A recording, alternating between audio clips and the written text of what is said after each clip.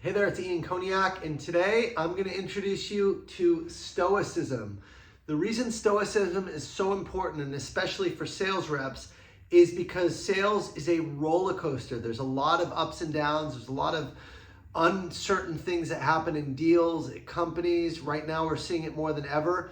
And Stoicism is a way to stay cool, calm, and collected even during the most adverse and challenging of times. So if you don't know what Stoicism is, I'm going to teach you in this video and show you how to apply it to anything that happens in life so that you have a positive response to it versus a negative response, thus helping you reduce anxiety, stress, and overwhelm that come with sales and honestly with many of life's uncertain events. So let's dive right in. So the first concept I want to tell you in Stoicism is this concept of a trigger or an event.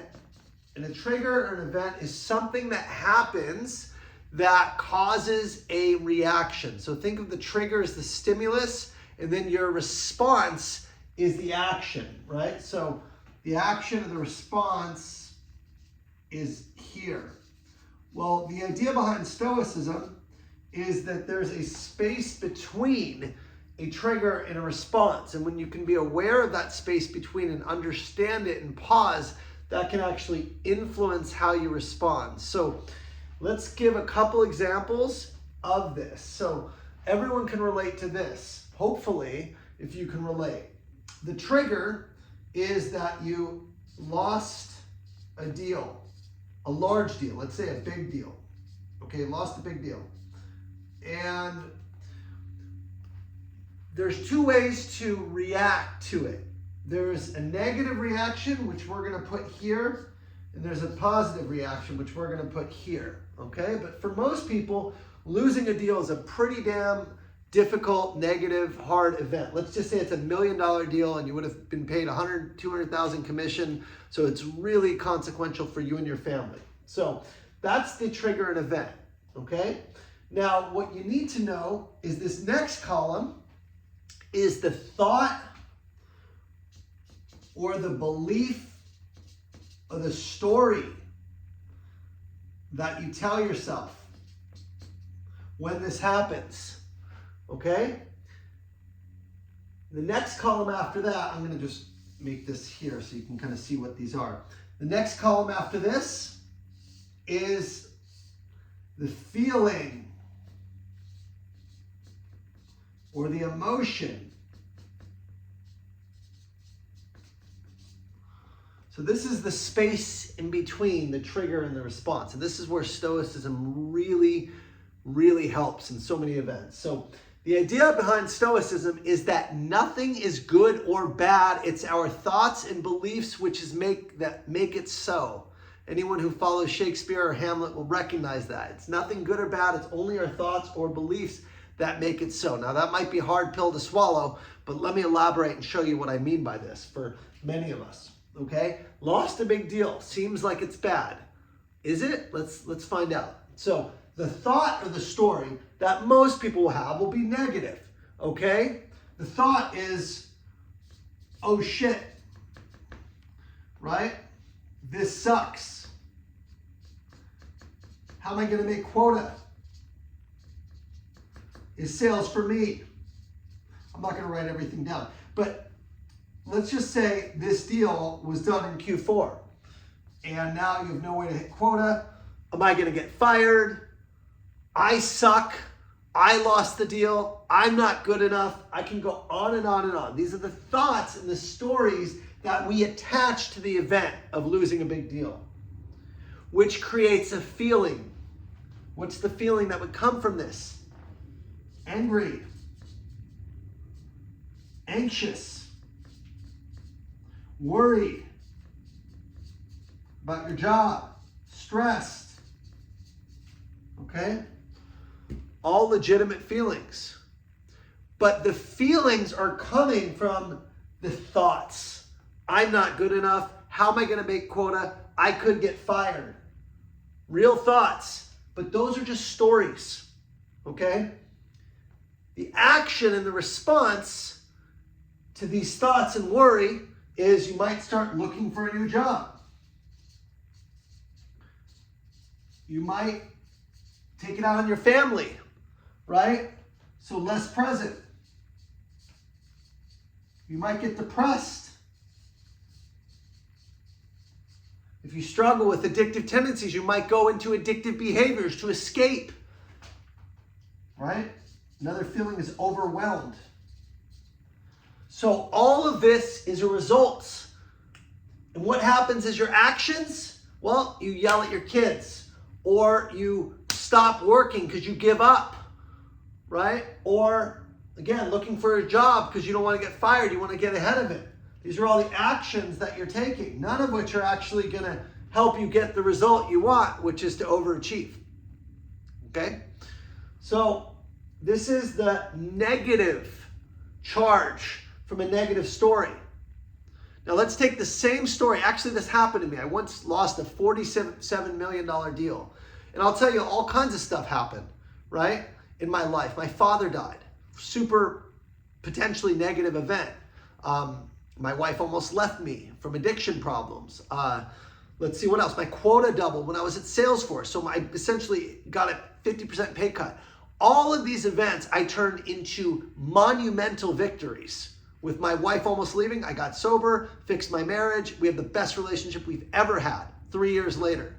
My dad dying made me prioritize health and family so that I would be around for my kids. Doubling quota was a sign for me to leave and coach full-time. So all these things I took as gifts or opportunities or blessings. So I have been practicing Stoicism for years. I just didn't know it was called Stoicism. And I'm telling you, it is the way to stay cool, calm, and collected, even under the hardest of circumstances. Is it easy? Hell no, it's super hard. But what's the alternative? Be miserable, stressed, anxious, a pain in the butt, unhappy, addicted, whatever else, okay? So, again, fundamentally, let's look at the alternative. I lost a big deal. Let's change the thought, right? Let's change the thought. It was out of my control. I did all I can. I will learn from this. This is the $47 million deal I lost. I literally went against Bill Gates in Microsoft, and he had a relationship with the chairman of the company that I lost to.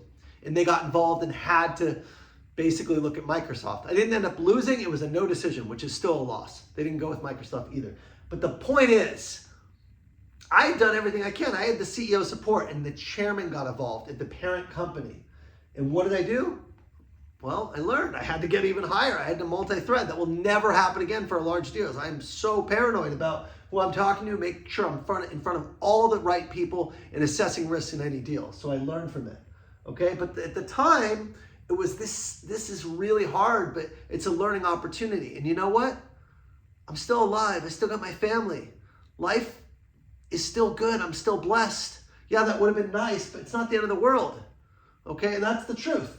I did not go and have crazy bad reaction after I lost the deal. It was a bummer. Of course it was. I would have made over 7 figures on that deal, but made income. But at the end of the day, I did all I could. It was a learning experience. I worked my tail off. There's nothing I could have done differently. And I actually literally did all I could so I can sleep well at night. That's the thing. And then I learned what I can do in the future. So the thought was, this was out of my control, right? Right? It was way above me with the decision I made. I did all I could, and I'm going to learn from this, period. And the emotion was neutral. It was bummer, but go hard. It was really, it still was a this sucks. I'm not going to lie. It was still like this sucks, bummer, but it wasn't angry, anxious, worried, stressed, overwhelmed. I brought in all my leadership team. They were super involved. I had the chairman or the COO of Salesforce involved talking to their company. So I literally had done all I could. The emotion was, this is a learning experience, and at the end of the day, I'm grateful. I'm grateful that I went through this. I'm grateful that I had the opportunity. Okay? Trying to play back, because this was about 4 or 5 years ago. The feeling when the initial shock passed was, man, how could I have seen that coming? What could I have done differently? And how do I make sure that never happens again? It was very much, I can grow from this. I will grow for this. I'm not dead. Life goes on. It was a pretty neutral feeling. It wasn't this crazy reaction. Because when you're doing all you can, there's really, and when you've left nothing on the table, there's not much more you can do. So the action was, I went hard after other deals. I ended up overachieving my plan. I doubled down for the rest of the quarter. Here's the bottom line. I ended up making club without that deal. So when I tell you that anything negative can be a positive, I mean it.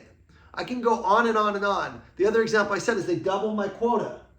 The negative would be, oh, this is horrible. It's not fair. I'm going to find another job. You know, this sucks. And I'm leaving the company. But the positive was, this is great. This is a sign I've been waiting for. I finally get to pursue coaching full time, and I'm super excited. And I told my family that. I'm like, this is the sign I've been waiting for. Because up until that point, I had been struggling to decide whether I would leave Salesforce and go coaching full time or if I would stay. And this was like so clear because when I ran the new numbers, it didn't make sense to stay. I'm like, thank you for making it easier for me to leave. So that's another example of Stoicism in action. If you're interested in learning more about Stoicism, I recommend Ryan Holiday. His book, The Daily Stoic, is awesome. There's also a book, The Obstacle is a Way. And I'll just tell you, anything challenging or bad that happens to us is a blessing and a gift if we pause and find the positive thought and story. And usually the positive thought is, I will learn from this, I will go stronger, and this will fuel me for the future. This is just part of my journey. So it's not fluff, it's not rose-colored glasses. It really is looking at what the gift in any situation is, regardless of how difficult the situation is. Everything I've had that's been the most tragic, difficult times has been a gift because I learned and I grew from it. And that is the positive that comes out of negative situations. I'm Ian Koniak. I'll see you next week. Have a great one.